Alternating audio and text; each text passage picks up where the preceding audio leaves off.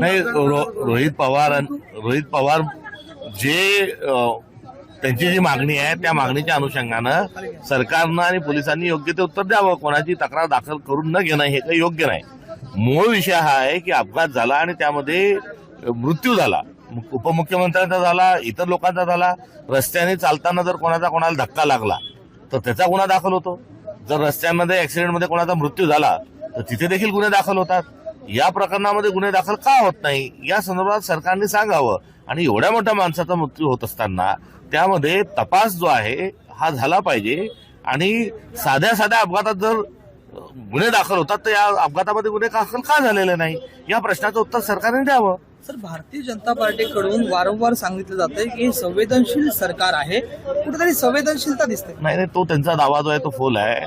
शेतकरी आत्महत्या करत आहेत, बलात्कार होत आहेत, कायदा सुव्यवस्थेची परिस्थिती बिघडलेली आहे, कुठे खोक्या तर कुठे आका अशा स्वरूपाचे शब्द समोर येत आहेत. त्यामुळे संवेदनाहीन या सरकारला म्हटलं पाहिजे. एफस्टाईन फाईलचा तुम्ही उल्लेख केला, काय सांगा? फाईल ते तर सगळ्या जगात आज आपले वाभाडे निघत आहेत. एफस्टाईन फाईलमध्ये ज्यांचे नावं आहेत त्यांनी राजीनामे दिले आहेत, कोणाला जेल झाली आहे, कोणी त्याचं कन्सेशन करतात आहे. मात्र आपल्या इथे ज्यांचं एफस्टाईनमध्ये नाव आहे त्यांची पाठराखण भारत सरकार करतं. यातच सर्व काही आलं. रायगड जिल्ह्यामध्ये भारतीय जनता पार्टी असेल, त्या ठिकाणी काही ठिकाणी राष्ट्रवादी सोबत लढली, शिवसेना शिंदे सेना असेल, काही ठिकाणी विलग्न लढली, काही ठिकाणी सोबत लढली. पण आता शिंदे सेना दावा करते की महायुती म्हणून रायगड जिल्हा परिषदेमध्ये आपण सत्ता स्थापन करूया.